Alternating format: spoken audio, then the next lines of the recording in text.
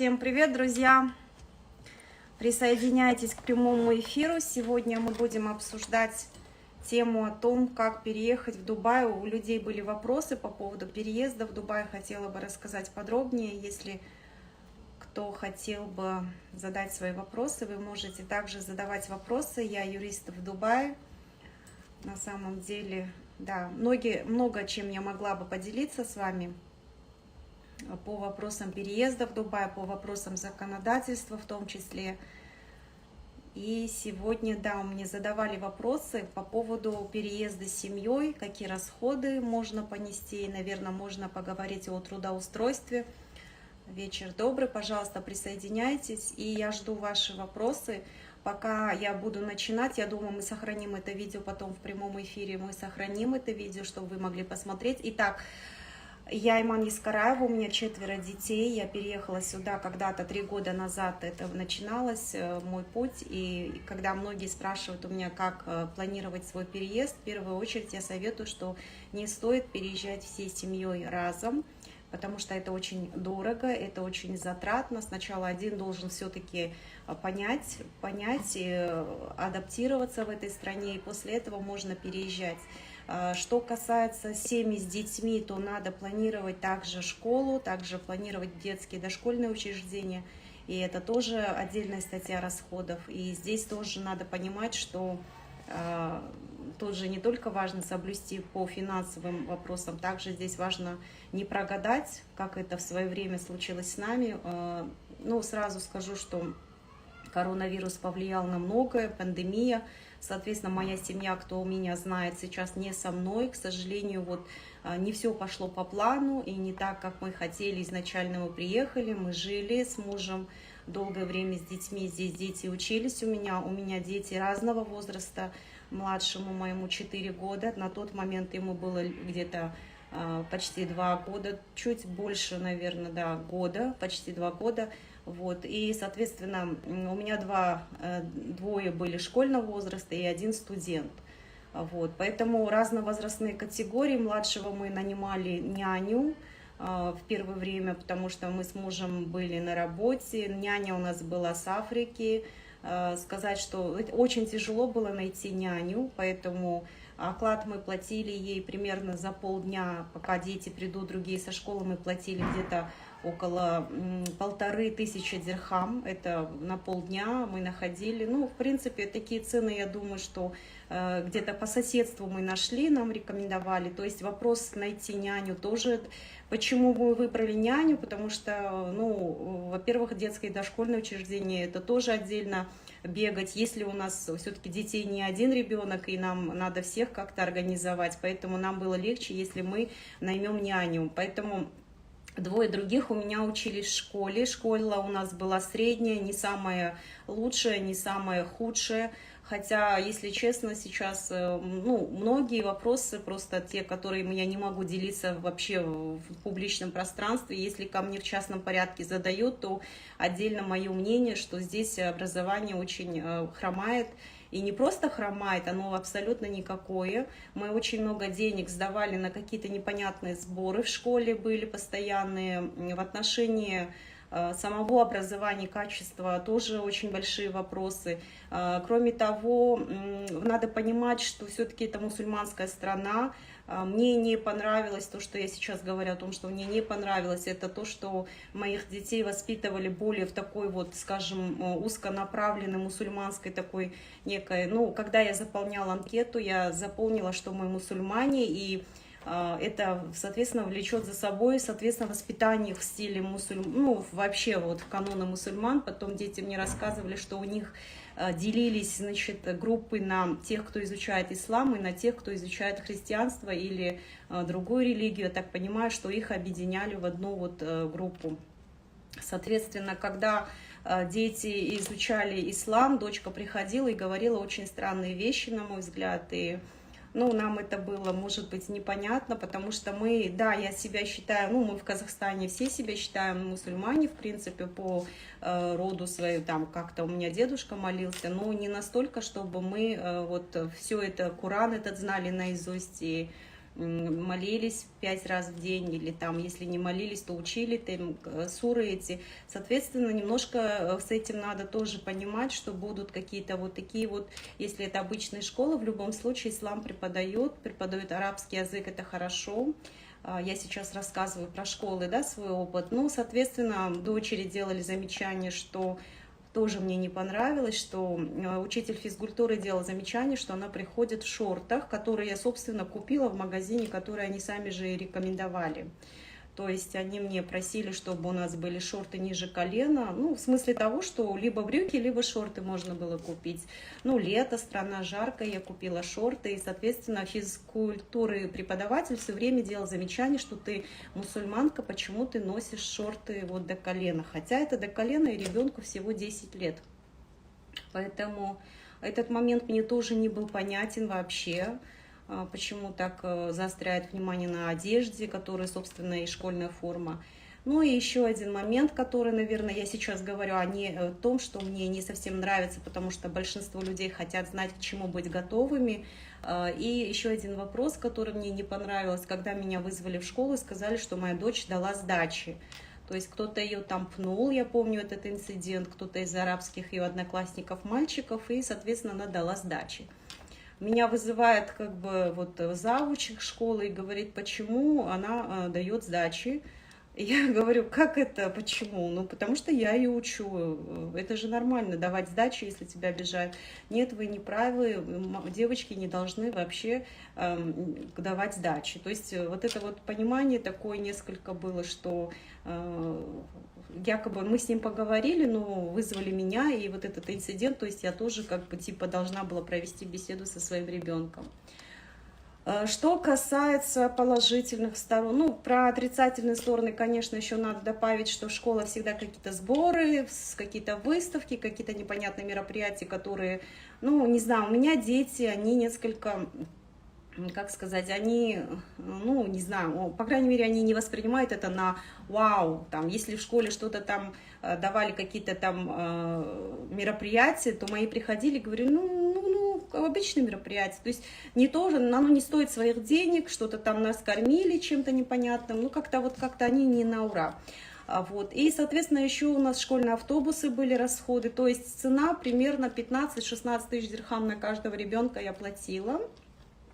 И плюс еще мы платили за автобус, который утром привозил и забирал в школу. И, соответственно, случилась эта пандемия, наши деньги все сгорели, то есть они проучились там только до какого апреля месяца, да, до мая, до марта месяца они проучились, сентября, и я заплатила полную стоимость, это 30 тысяч дирхам отдельно за каждого по 15, плюс еще за автобус около там минимум 5 тысяч на каждого, то есть это около 40 тысяч дирхам я. Ну, это я не считаю школьную форму и учебники, которые отдельно обошлись нам. И плюс еще какие-то, может быть, расходы были там по мелочам. Но я к тому, что это все так, это не только мы. И, соответственно, конечно, школа ничего не возвращает. И никакого образования полностью мы не получили. Когда они перешли на онлайн-обучение, там только было для галочки. Это ни для кого не секрет, что детей, да, вызывают и типа там им преподают. И это было, ну, вот.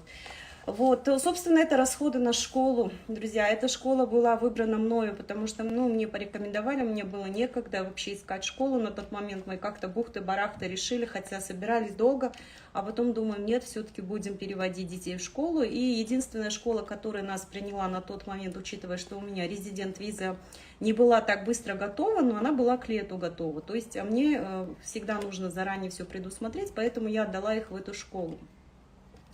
Вот. Что касается самого качества образования, то преподаватели мне тоже не понравились, потому что я ходила на родительское собрание, отдельно с каждым беседуют они родителям, и сама индус, вот индианка, которая преподавала, классный руководитель, она очень плохо говорила на английском, я ее с трудом понимала, и это не тот уровень преподавателя, который я хотела бы для своих детей за такую сумму.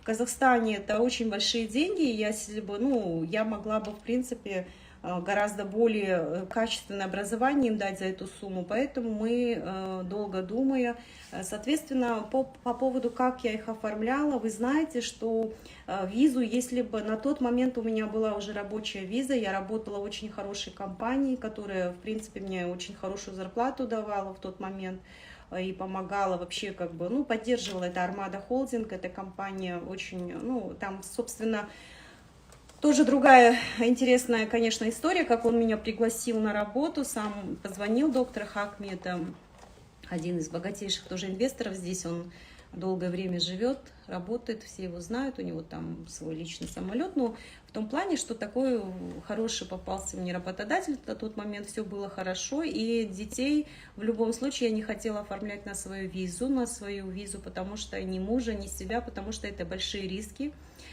Друзья, риски, когда вы переезжаете с семьей, если вы на работодателя оформляете визу и потом на детей, мужа или жену на себя переводите, в том, что, понимаете, когда вы подпадаете под такое вот зависимое положение от работодателя, и вы потом уже не можете свободно работать, ощущение будет того, что в любой момент, если ты захочешь уволиться или тебя уволят, то у тебя слетят не только ты с визы слетишь, у тебя слетят все с визы.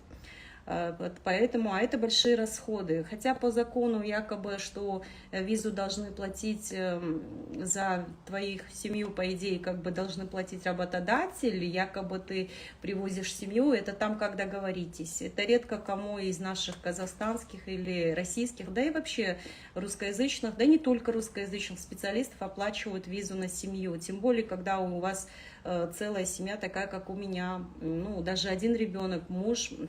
Это уже серьезные, колоссальные расходы для работодателя, и он не оплачивает медстраховку, поэтому я понимаю, разумно взвесив, что если я сейчас оплачу за визу, никто не против, работодатель, он мне даст на этот момент возможность оформить свою семью на свою визу, но потом я подпадаю, как бы это ни сказать, рабство, но в каком-то плане очень много мне сейчас клиентов тоже пишут, что их увольняют, что они не могут ничего сказать только потому, что сидят и сверхурочно работают, и зарплату им не выплачивают в свое время, потому что они на визе, они ничего не говорят, потому что не могут найти другую работу в целом. И вот, чтобы не попадать в такую ситуацию, друзья, я оформила в тот момент компанию, себе открыла. И так подумывала о компании, но этот фактор как бы явился, ускорил вот это вот решение принятия. Я открыла на себя компанию, зарегистрировала ее на мужа, потому что у меня уже была виза, и тем более, что,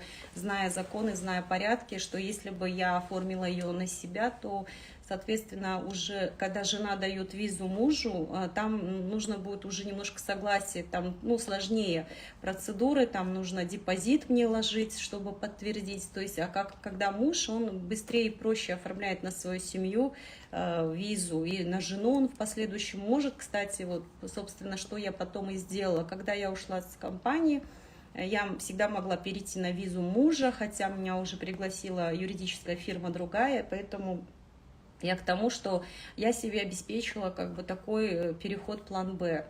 Вот. И у меня на мужа была виза, и, кстати, еще такой важный момент, что когда на вас оформлена виза, если, например, муж приезжает и на него оформлена компания, то жена уже на визе мужа, и тогда работодатель охотнее берет таких людей на работу, у которых уже есть своя виза, потому что ему не нужно тратить деньги на расходы дополнительные, на регистрацию его отдельно визы.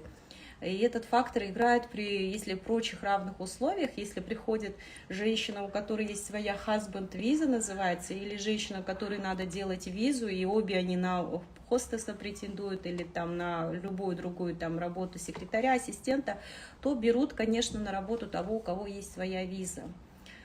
Вот, поэтому, если хотите подробнее узнать, как делать визу, у меня на канале в YouTube я рассказываю о том, какие виды бывают виз. Если хотите знать подробнее о том, как делать визу фрилансера, я тоже рассказываю об этом.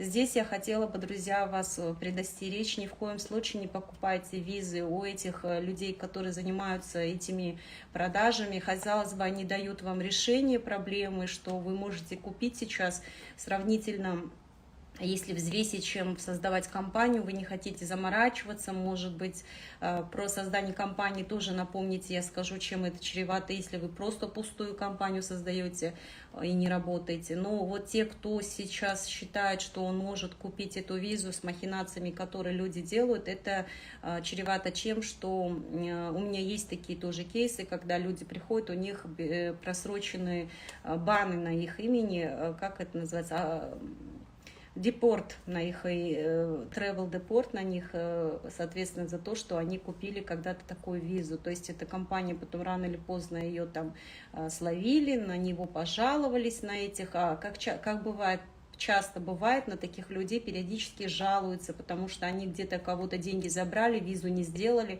и потом полиция начинает этот клубок распутывать, и в конечном итоге оно дойдет до тех, кому они сделали визы. И даже если вы сидите ни сном, ни духом, через год вас просто поймают и, соответственно, депортируют. Поэтому не стоит делать такие вещи, потому что в этой стране везде бдят. Есть на самом деле, многие люди не понимают, не думают, что это, на самом деле здесь благодаря чему такой порядок, чистота, безопасность, только потому что везде есть всевидящее око. На самом деле все видят. Я вам даже больше скажу, что вот попробуйте, если не верите мне, попробуйте без маски пройтись. Не пройдете там, я не знаю, в центре и так далее, вас каждые 5 минут останавливают. Я помню, рассказывала тоже здесь, я живу в совсем далеком районе, вечером бегаю, чуть-чуть приспустила маску, уже полицейская машина подъезжает и культурно меня просит ID дать или там оштрафовать хотят, 3000 дирхам, если вы знаете. Я к тому, что в целом вообще везде камеры, и это так кажется, что никто ничего не замечает, если кто-то что-то. Почему, собственно, мы часто слышим, что люди вернули кошелек, вернули деньги. Я вам скажу почему, потому что люди не могут этого сделать, забрать. Вот у меня очень часто бывают такие кейсы, когда кто-то жалуется, что что-то он потерял, быстро находят. Полиция уже видит, я иду в полицию, они все это поднимают, за 1-2 дня они находят, они видят, кто забрал деньги. Человек оставил в машине в такси, за ним другой человек сел, в такси есть камеры, люди почему-то забывают, что здесь везде камеры. И такси посмотрела, какая женщина, вызвала по ее номеру телефона, определили, идентифицировали личность этой женщины и, собственно, остается только открыть кейс и закрыть эту женщину, в смысле, в будущем депорт на нее, в смысле, поставить travel ban. А там уже дело практики, когда мышка сама захлопнется. Многие люди, на которых есть travel ban, они не видят, не понимают, они ходят здесь спокойно, никто вас на улице, там, людей не скручивает, не останавливает, просто всех в аэропорту задерживают. Вот когда люди переходят, потому что полиция, в принципе, я разговариваю с полицией, постоянно с ними общаюсь, я вижу, как вот по этим разговаривала, по криминальным кейсам, которые открывают на тех, кто публикует что-то не соответствующее. Они, в принципе, говорят, да, сами придут, вот тогда, соответственно, и не успевают они всех задерживать, и если что, в аэропорту задержат. Поэтому имейте в виду, что нарушения этим чреваты, не нарушайте. Возвращаясь к переезду с семьей, собственно, у вас будут расходы еще на аренду квартиры. Без аренды квартиры вы не можете... На пляже можно маску приспустить, да, и когда кушаете тоже, кстати, вот вопрос пришел, сейчас отвлеклась. Если вы не замечали, бывает, что некоторые рестораны сразу вам подносят воду. Потому что в ресторанах, если ты заказал еду, ты можешь спустить маску, и вам они специально приносят воду, чтобы, если даже вы просто общаетесь, чтобы их не штрафовали. Понимаете, это не то, что они за вами ходят, а просто их штрафуют, вы знаете, Day to Day недавно штрафовали, это было месяц назад, они какую-то акцию объявили, и вот где в Day to Day оштрафовали, закрыли на 1 день и сказали, что тоже серьезно, все-таки, неприятно же, они потеряли сколько целый... продажи, возможность продавать. Да, я хорошо сохраню эфир. Нет, в маске не надо купаться, абсолютно можете маску спустить без проблем. Это нормально, вы можете спустить без маски, в смысле плавать, все нормально с этим. Мне кажется, Эмираты — это одна из стран, друзья, которая нашла баланс между тем, чтобы не сходить crazy, да, вот на этом фоне, параллельно проводить всеобщую вакцинацию и параллельно привлекать туристов. Если вы замечали, у нас очень много туристов сейчас, и все это довольно-таки культурно и так далее. Штрафуют только злостных нарушителей, наверное, совсем уже, которые борзеют. Я заметила, что в этой стране в основном штрафы и это дают вот именно таким туристам, которые совсем борзеют. А так многим туристам делают замечания, подходят, то есть... Ну, конечно, это совсем не те туристы, которые нарушают правила дорожного движения. Там всем строгие штрафы. Вот, друзья, поэтому по переезду, я продолжаю тему свою, по переезду надо снимать квартиру. Квартира тоже стоит немалых денег.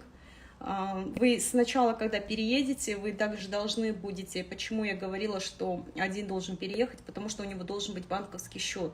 Он же не откроет его сразу при приезде, банковский счет, поэтому чем на всю семью оформлять туристическую визу, лучше оформить на одного человека, он приедет сюда, муж или жена, и, соответственно, как в нашей семье жена приехала первая, может быть, в вашей семье муж приедет, и все это, значит, организует площадку. Имейте в виду, что когда муж приезжает или жена, а потом делает визу, то так дешевле делать визу. Когда вы в стране находитесь, то конвертировать из туристической визы в резидент-визу стоит еще отдельную плату. А если вы уже открыли резидент-визу, то они заехали по этой визе, то все, никаких расходов вы не несете. Я прошу прощения, все. Какие еще вопросы будут? Пишите свои вопросы, пока у меня есть силы и возможность, буду отвечать вам. И вот, вам надо снять квартиру, вам нужно выдать чек. Для того, чтобы выписать чек, нужно будет иметь банковский счет. Без банковского счета никак вы не выпишете чек. Бывает, что там, ой, типа, пусть это кто-то другой даст чеки за вас. Такого не делайте, пожалуйста. Просить чеки за кого-то или у кого-то — это то же самое, что просить деньги. Потому что в этой стране за необеспеченный чек предусмотрена уголовная ответственность. Но сейчас, конечно, там зависит от суммы, но в любом случае просить кого-то о чеках или кого-то вы ставите в неудобное положение, вроде бы он не хочет вам отказать, он ваш близкий друг или знакомый товарищ, но в то же время он понимает, что это как себя подставлять. Лучше бы вы деньги даже просили, это не так было бы страшно, как просить чеки, потому что это все-таки еще банковская, все-таки его история там рушится, то есть на фоне того, что он необеспеченные чеки у него остались. Ну, соответственно, лучше с чеками тоже не придумывать никакие там махинации. Поэтому спокойно открывайте. Вот. И, собственно, ну, чеки, конечно, вы даете, договариваетесь, сейчас квартиры дешевые, да, есть возможность все-таки договориться и на 12 месяцев чеки выдать, и поквартально выдавать и так далее. То есть на семью вы снимаете квартиру хорошую, там тоже есть ограничения по площади, если у вас большая семья и там студия, я думаю, будут вопросы к вам. И, соответственно, делать страховку надо на всех, страховку тоже надо делать. В моем случае я делала страховку самую простую, самую обычную, потому что, ну, не верю я в эту работу страховок почему-то. Мне кажется, что если ты заболел, то как-то как мама 4 деток, наверное, я уже знаю примерно, как лечить и так далее. Не дай бог, там, конечно, травмы, но на это и есть, в принципе, экстренные службы, на это страховка. А вот в целом я не доверяю многим врачам. У меня есть мама врач, и, соответственно, что-то как-то вот я страховку взяла самую простую. Вот. И я думаю, что большинство, ну, слава богу, дети не болели здесь, они уже не в том возрасте, когда постоянно болеют, и садиков здесь нет, и закаляются постоянно, и таких сквозняков нет. Если они в Астане выжили, то, я думаю, в Дубае под солнышком, то уж тем более, и не прогадала, то есть не болели, все классно. Вот. И, соответственно, страховку вам нужно будет оформить хорошую, ну, такую. Я взяла простенькую. Она стоила мне, знаете, примерно где-то, ну, сначала 900-800 дирхам, где-то так. Где-то на каждого было где-то 500-700 дирхам, где-то там плюс-минус, может быть, там 100 дирхам. Ну, на меня оформилось чуть почему-то больше, а потом на детей, на мужа я получила где-то на 700, на 800, по-моему.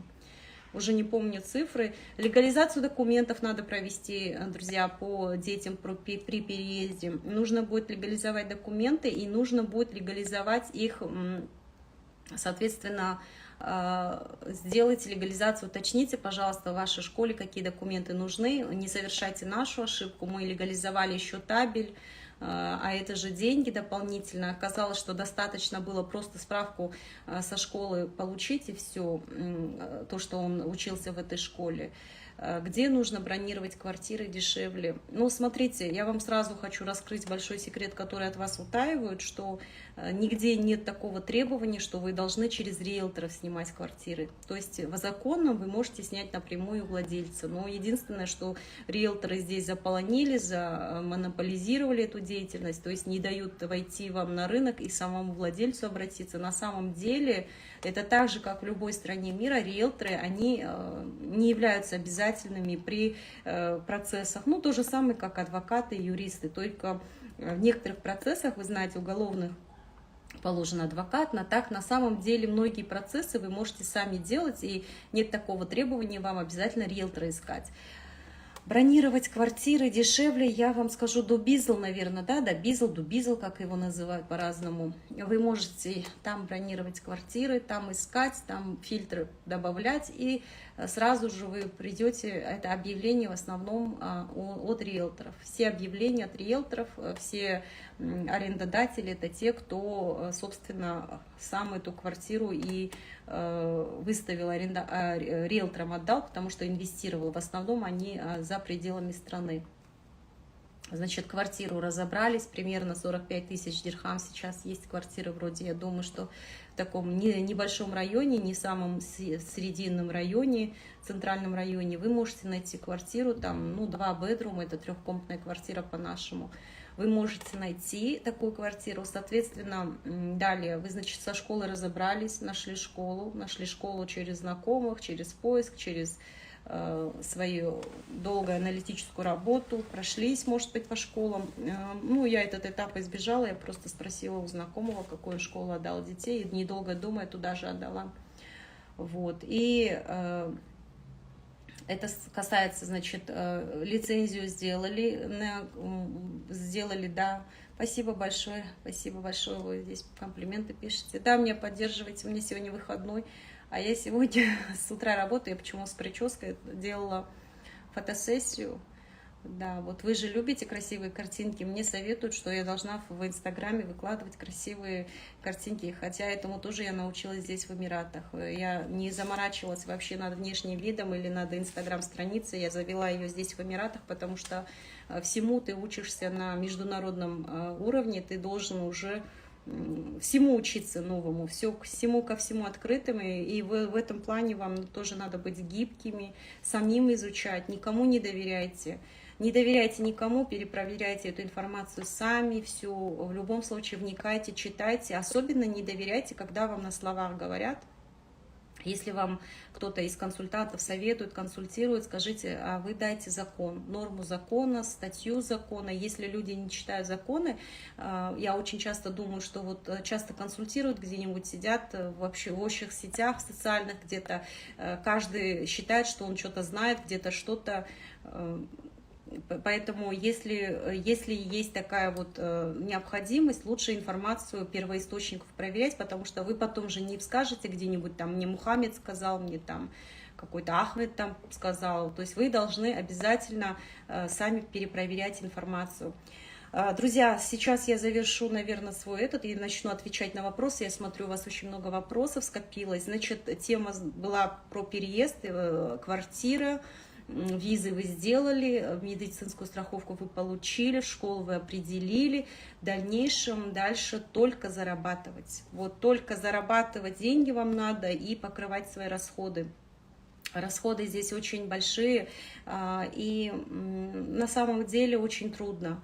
Многие, я вам честно скажу, редко кто живет с семьей здесь. Если здесь живут с семьей, то это обязательно интернациональные пары, у которых мужья где-то работают или уже давно работают, девочки наши, мужья их с разных других стран, и дети, соответственно, наши вот так вот, чтобы приехали, жили, есть такие очень редко, и не так, чтобы у них было много детей, или они здесь встретились и родили одного-двух детей, и уже давно закрепились, то есть так, чтобы приехать сразу на бум, и, пожалуйста, не тратьте свои деньги. Приезжайте сюда, чтобы зарабатывать деньги, тратить в своей стране, а не приезжайте для того, чтобы оставлять свои заработанные деньги в этой стране. Я иду к вопросам. Пожалуйста, задавайте свои вопросы, я постараюсь на все ответить. Так, вот, если... Друзья, я, наверное, буду делать на постоянной основе, постараюсь по загрузке для того, чтобы... Так, на пляже я ответила, для того, чтобы скопом отвечать на все ваши вопросы. Вопросов очень много приходит. Так, купаться вы можете, вперед, только пока дойдете до пляжа, пожалуйста, одевайте маску. Так, вопросы. Отвечаю, где нужно бронировать квартиры? Это в Дубизл, я думаю. Спасибо большое, вы лучший юрист. Благодарю, вы мне очень помогли, я очень рада. Как узнать, почему причину закрыл счет и не говорит причину? Официально вы должны отправить письмо в банк, на e-mail банка, службу поддержки, службу compliance есть у банка. Оформите, найдите причину, обязательно оформите на все их e-mail адреса официальные. Звоните, фиксируйте, оставляйте на e-mail, и если это не поможет, обращайтесь в Центральный банк. Центральный банк есть здесь, который курирует и всем по башке дает, грубо говоря, всем банкам. Можете, и скорее всего он вам не закрыл счет, он, может, притормозил вам операции. Бывает такое, это называется отмывание денег, полученных незаконным путем. Есть законодательство.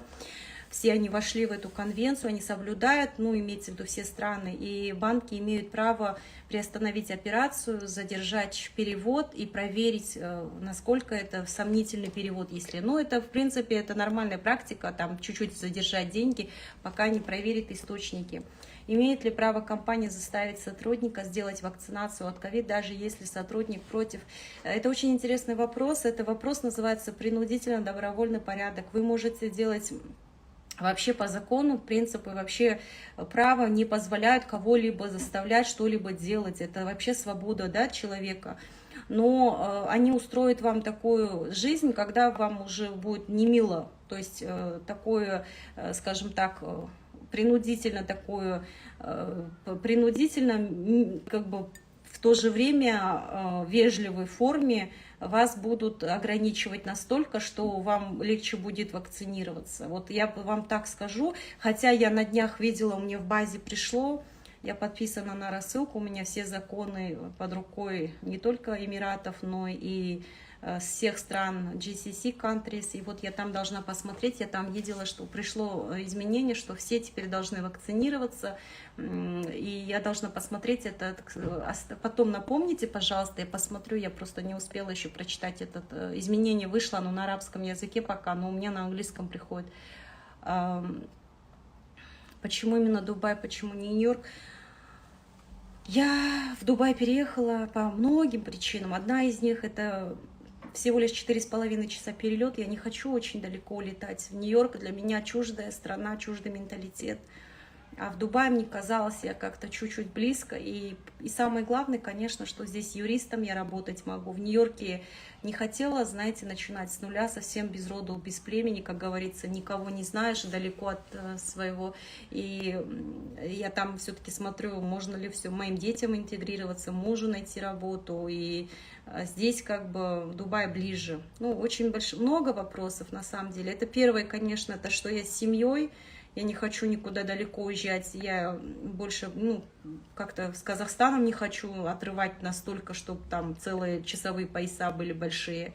И, соответственно, я не хотела туда совсем уже... Мой диплом в Нью-Йорке не котируется, я должна там экзамен сдавать, а для этого надо еще отучиться в магистратуре, поэтому я юристом могу только в Дубае работать, если я, конечно, а уже через 3 года, да, я работаю юристом в том плане, что... Получив, да, сдав экзамены здесь, получив лицензию, я юрист. А в Нью-Йорке это было бы... Ну, мне не интересен Нью-Йорк, я не знаю, мне нравится культура арабов, я просто очень люблю Дубай. Так, Теперь, как можно найти работу юристом с КИЗ с образованием? Это целая отдельная тема, блок вопросов по как найти работу в КИЗ. Ну, на самом деле здесь тоже вас не ждут с распростертыми объятиями.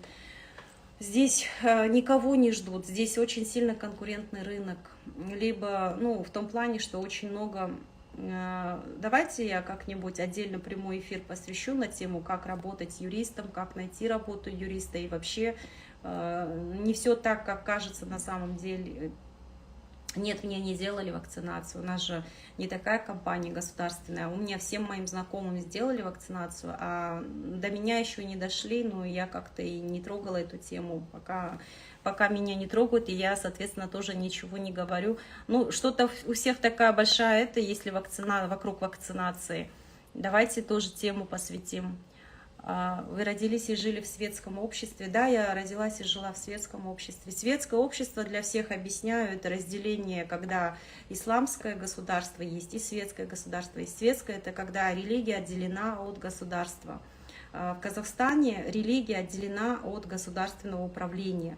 В Эмиратах религия не отделена от государственного управления. И я вам больше скажу, такой прикол, что когда читаешь законы, там начинается, что с воли Аллаха, там, с повеления, там, мы согласовали там, вот этот закон, что-то в этом роде на арабском написано, это очень интересно. И вообще есть свои особенности. Заходишь как-то в офис и споткнулась на то, что люди молятся, люди в пиджаках, в костюмах, они в обеденное время, я не сразу поняла, открываю дверь кабинета соседнего, а там все мужчины на коленях, ну, на карачках прям вот на полу. И это первые месяцы моей работы, и я не могу понять, что происходит, а потом до меня доходит, что они-то все молятся. Так что да, я жила в светском государстве, и для меня религия отделена от госуправления. Какие у вас еще вопросы есть, друзья, задавайте, потому что я закругляюсь, эфир у меня почти подошел к концу. Если какие-то вопросы есть у людей, если по компании создания вы сами можете, это отдельно мы можем тему обсудить. Как я переехала, я вам рассказала. Как уехать в Дубай из Казахстана, это вообще обобщенный вопрос такой. Возьмите билет и приезжайте. Такой же ответ. Так, ну все, я вижу, что вопросов больше нет, друзья. Так, ну я не могу понять. Так, а вам уже сделали, пожалуйста, сделайте эфир. Какой эфир сделать? Не могу понять, какой эфир надо сделать.